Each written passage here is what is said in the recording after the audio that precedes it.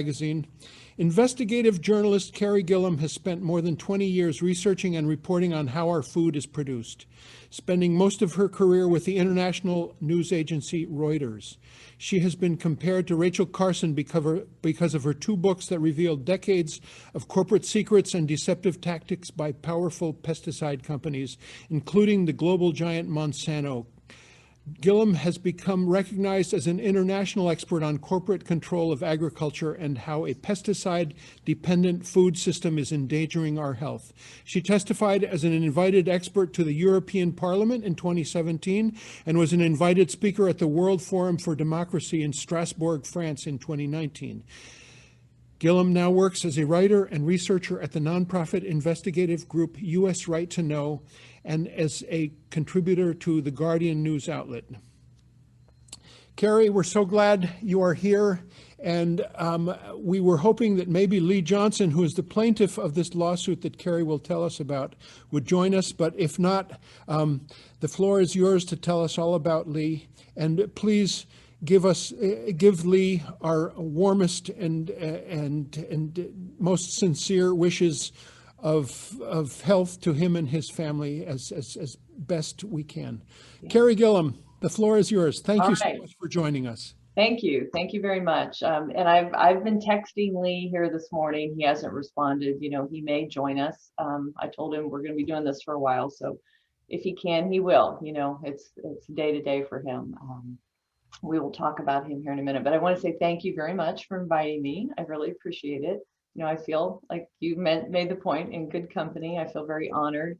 You know, it is hard, I think, awkward, maybe interacting through a computer screen due to COVID, but you know, this is what we've been doing. And I think really, if you look at the lessons that we've learned over this past year of the pandemic and really the lives lost and the sickness and the suffering that we've endured, it really underscores a lot of what I want to talk about, that, you know, we are allowing our world to become sicker and sicker. You know, our air and our water and our, you know, soil and our own cells are becoming more and more exposed to and sickened by these environmental toxins that, you know, are just pervasive in our world today. And the science is very clear, you know, that these environmental toxins make us weak. They make us more vulnerable to not only viruses such as COVID-19, but also to cancers and reproductive problems and just a range of other illnesses and disease. So, you know, we've suffered through COVID, but we're suffering in many other ways, and we really need to pay attention to this health problem. And I think it's so important, especially on Earth Day or Earth Sunday, you know, to note that, you know, we owe it to our children, you know, and their children and their grandchildren to change the path that we're on. And I think Earth Day is just a reminder to us all that we really need to care for the Earth as we care for our children, because the two are inextricably linked. And when the planet suffers, our children suffer. And when, you know, I've started to cough now, just as it's my turn to speak. But if we can work to nurture and sustain the planet, then we provide a healthier home for future generations. So I am going to talk about my book, but I really wanted to get that point across. So let's see if I can share my screen properly. All right. Did I do that correctly? Yes? Okay. Hopefully everybody can now see my my screen. So I call this a conversation about accountability because I hope everybody listening will really understand that this book focuses really on the story of one man, one dying man, and his struggle to hold one company accountable. But this is in the context of the larger story and the larger need for accountability that we have regarding a range of companies and chemicals that are endangering us right now. And when we talk about, you know, disease and we look at statistics, you know, it doesn't feel personal, I think, but I'm hoping that, this book does feel personal and it will resonate with people. So I'm going to take you through a little bit. You may not get to see Lee here, in person, I guess, or on the screen, but this is Lee Johnson. He is the protagonist of the Monsanto Papers. And the book tells the story really of Lee and how he's been suffering horribly from cancer, from a type of non-Hodgkin lymphoma that manifests in the skin. It's called mycosis fungoides. And sadly, in Lee's case, it's expected to be terminal. And so the book details really Lee's story. You go into his home and you meet his kids and his wife, and you see him before his sickness, and he's living just a really good life, a simple life. He grew up without a father, really, in his life, without his father present, and he wanted he wanted his boys to have a different experience. He really wanted to be involved and invested in being a good role model, and worked really hard um, to provide a good life. He worked as a school groundskeeper in California, and a large part of his job was spraying an herbicide made with a chemical called glyphosate. People may or may not be familiar with that. Um, but he was spraying these products, Ranger Pro and Roundup, around the school district. And he has an accident. We'll switch here. He has an accident at one point. This is Roundup. This is glyphosate use. Just a little stat here. You can see it's a very pervasive product that Monsanto has marketed since 1974. It's been on the market now, for decades. It's used in agriculture, not only in school districts like where Lee was working, and parks and playgrounds, but used heavily by farmers in agriculture to control weeds that grow in their fields, and compete for nutrients and things in the soil with the crops that farmers are trying to grow. Farmers have loved it. It's also used on golf courses. It's pretty pervasive. Its residues of glyphosate are actually found not only in the food that we eat and the water that we drink, but typically if you have your urine tested for glyphosate, you will find that you do have this weed killer in your own body. It's used so much actually that government researchers have actually found it in rainfall. But Monsanto was always marketed as incredibly safe, and Lee felt very safe when he was using it. He did wear protective gear because he was, experienced and trained in applications. But he did have a horrible accident when he was using it. And this takes you through, the book takes you through the day that he had that accident as a tank sprayer loaded with, lots and lots of this weed killer. Hose came off, a large spray, a fountain of this is going off in the truck, and Lee sort of jumps in to try to stop the leak and protect a waterway, to keep this chemical from running down into a waterway. And what happens over the next several months and year is that Lee becomes sicker, and his skin he always said he had perfect skin. He was very proud of his appearance. His skin becomes more and more damaged. At first, he just has one little lesion above the knee, wonders what it is, goes to see a doctor. They think maybe he's got skin cancer. They start to treat that. But it just starts to spread, and no treatment really seems to take care of it. So you follow Lee as he becomes overwhelmed, really, with these very painful and awful lesions that spread all over his body. And then you meet in the book Lee's legal team, and these guys are just real characters. And it's the story of Lee Johnson, but it's also the story of this really fascinating mass tort system that we have in the United States, and the accountability that these lawyers who work for people like Lee Johnson or other consumers who've been injured by medical products, how they put these cases together, and the evidence that they must get, and the ins and outs and strategies and hoops that they jump through to try to hold very powerful companies accountable.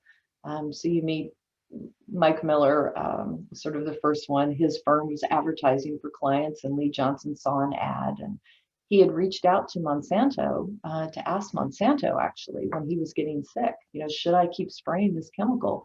I've got cancer, but he needed his job, and Monsanto never would get back to him, never would advise him. So he finally reaches out to this law firm, and these guys are really interesting and eclectic lawyers. So you see sort of the mass tort system, the good, the bad, and the ugly of how that goes behind the scenes. The lawyers all started advertising for clients, likely, after this happened. And this was March of 2015.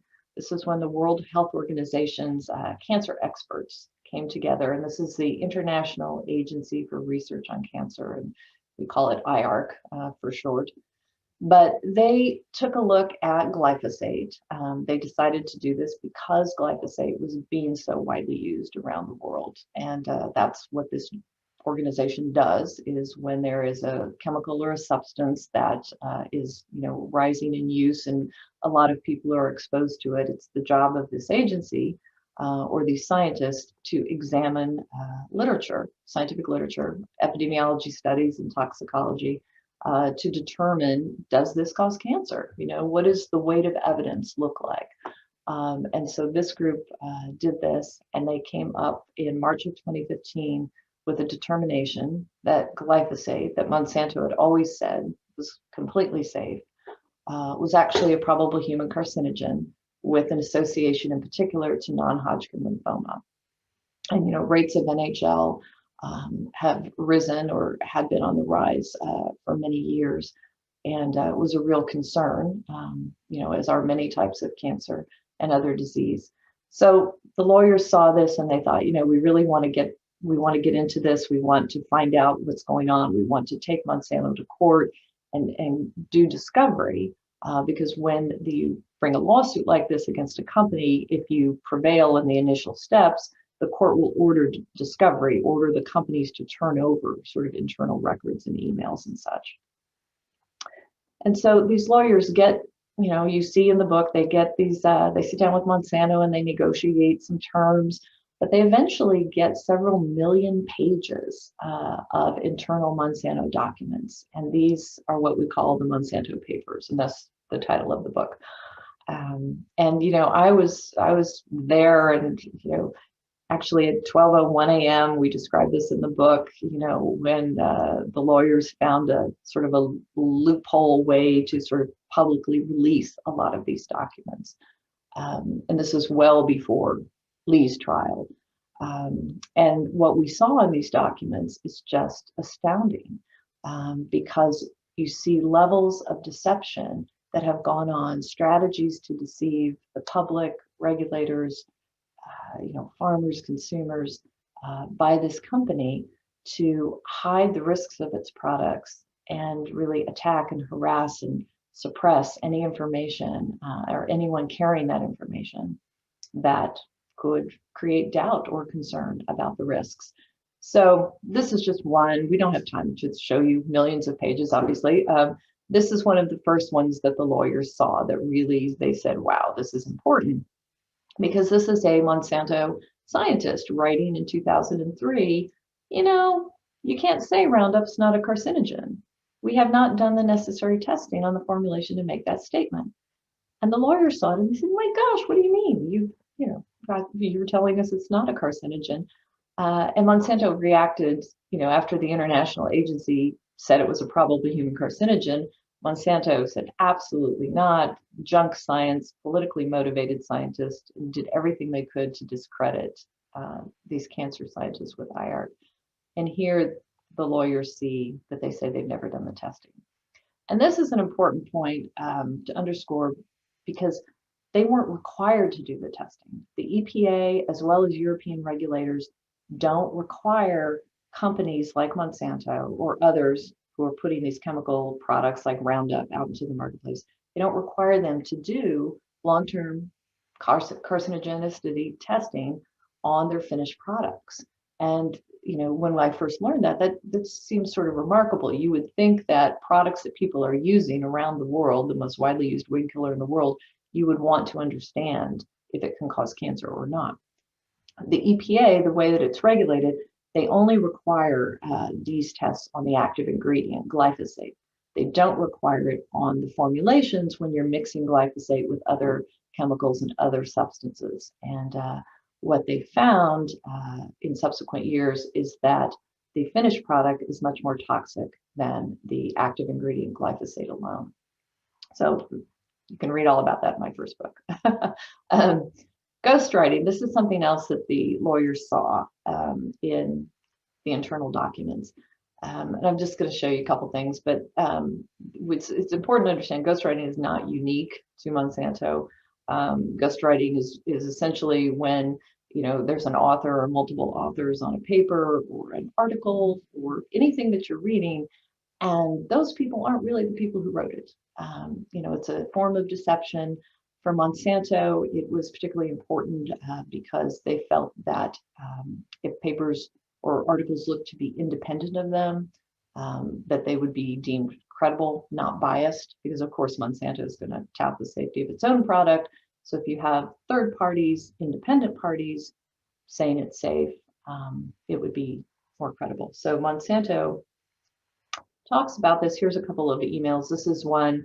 This is after, well, it's actually before the IARC announcement that glyphosate was a probable human carcinogen. But Monsanto is anticipating that this group will find that this is a probable human carcinogen.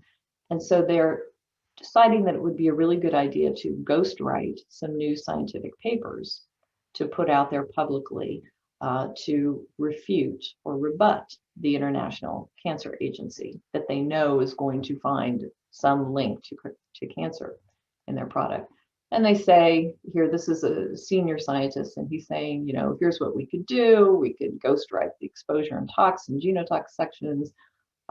We could add these authors. We'll do the writing. They can just edit and sign their names. Recall that's how we handled William Crowes and Monroe 2000. William Crowes and Monroe was a fundamental, foundational paper that was published in the year 2000 that was given to regulators around the world that Monsanto considered its best defense for glyphosate, because it just basically said it doesn't cause cancer, it doesn't harm reproductive health, it's the be all end all forever and ever. And we see here that they talk about ghostwriting that. This is something else we saw in the internal documents. This is Forbes magazine, was the subject of a lot of ghostwritten articles, apparently. This is one. This is an academic named Henry Miller, who had an article that he wrote in Forbes magazine, sort of an opinion piece, again, talking about how safe this chemical was and how ridiculous it was for this International Cancer Agency to say it could be a probable human carcinogen. And you see in the internal documents, a lot of back and forth where Monsanto and their PR team are actually writing the article and talking to Henry Miller about getting it into Forbes under his name. And it was when Forbes realized this, they yanked it back and they don't allow Henry Miller to write for them anymore. This is one more example.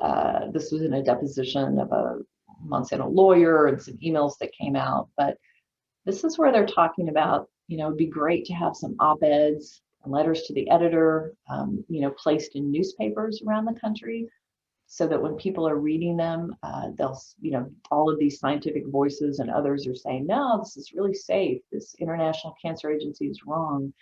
And you see that Monsanto's hired this media house, a group, to actually write the letters and write the pieces. And then they're going to find authors and get them placed. And this is my last example, just one more. This is another scientist inside Monsanto, and he's written a paper and he's trying to find some independent name to put on it. This one was talking about how safe genetically engineered food grain was for livestock, and because there were some questions about that. And so he has this paper, but you can see he's saying, it's kind of tricky to find somebody because he's concerned that faculty members may not want to take something they did not produce and slap their names on it. it's just mind-boggling sometimes the ease with which they engaged in these practices that were designed to be deceptive. Questionable EPA interactions, there's a lot of these. There was an Office of Inspector General investigation that was launched after some of these papers came out that I write about in my book. There's one case that's kind of a good example to use, but there was another government agency called the ATSDR, Agency for Toxic Substances Disease Registry, which is part of Health and Human Services.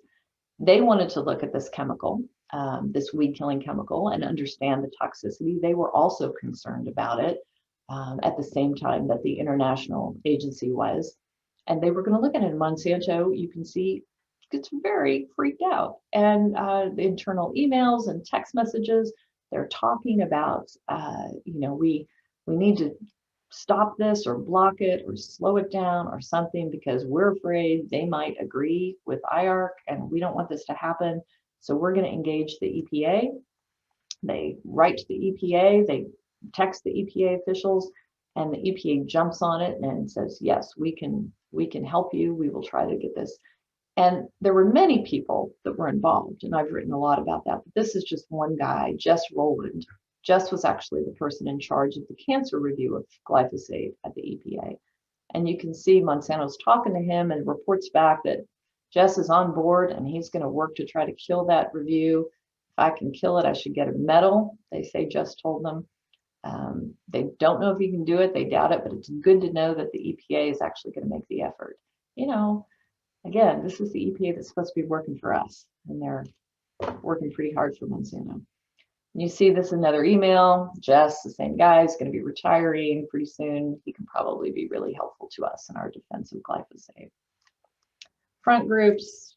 This is another sort of common strategy that Monsanto and all the other big agrochemical companies engage in and sort of perfected by the tobacco industry. You fund different organizations and support them secretly so they look like they're independent of you, and then they can also carry out your messaging. And Monsanto employed these people, these organizations, secretly supported them. One internal Monsanto memo calls them industry partners. The American Council on Science and Health, which is one that writes very frequently about me and other people, other reporters and scientists, in not a very nice way. You see here some internal, even though they purport not to be tied to Monsanto or other companies, and they purport to be independent, an independent scientific group. You see them in these emails writing to Monsanto, begging for more money. You've been great, giving us money in the past. We need more. And you hear Monsanto saying you will not get a better value for your dollar than ACSH, and agreeing to give them more money secretly, not disclosed on their website at all. These are a couple quotes from the judges that ended up that oversaw a lot of this Roundup litigation, and you can see that both of these judges are saying, it's pretty clear, fair amount of evidence. The only thing Monsanto cared about was undermining the people raising concerns about whether Roundup caused cancer. Didn't seem concerned at all about getting to the truth of whether glyphosate caused cancer. This is sort of a summary of the litigation.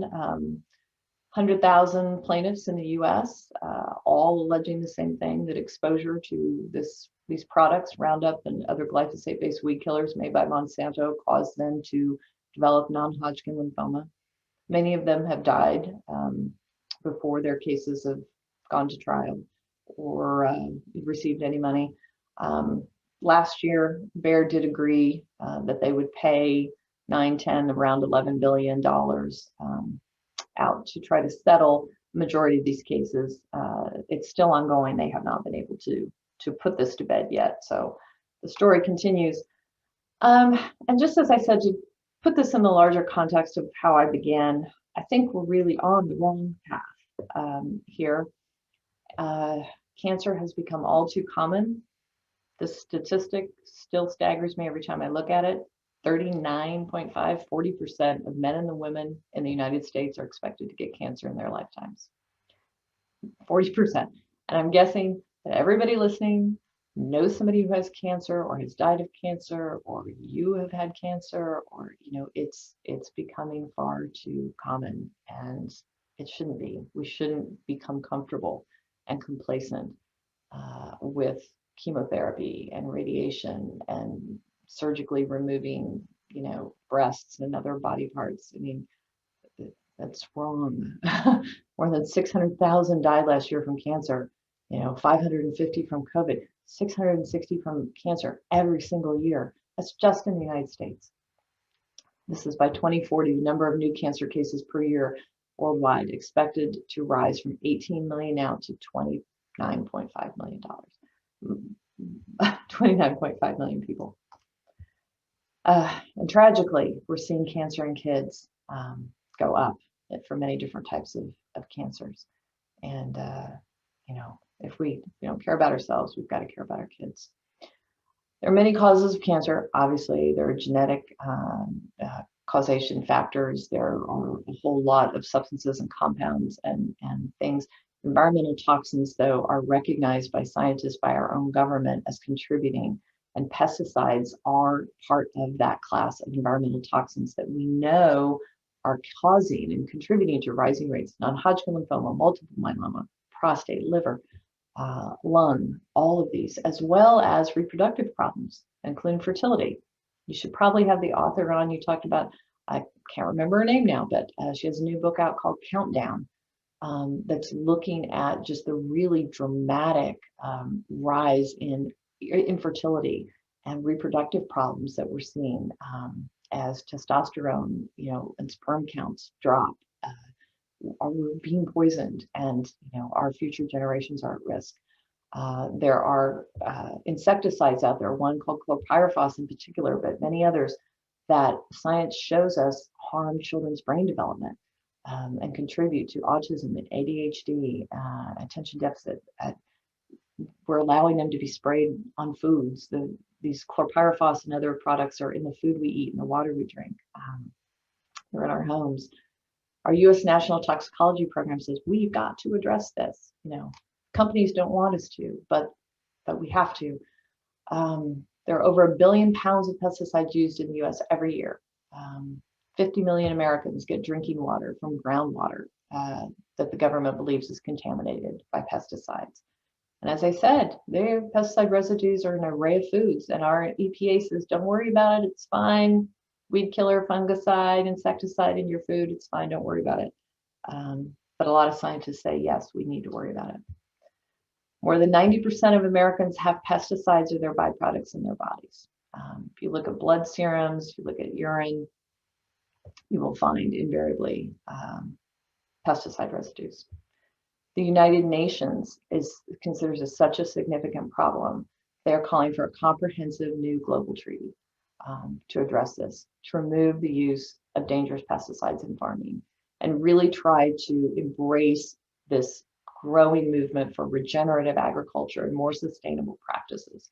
The data does not support what the companies say. We do not need these pesticides to feed the world.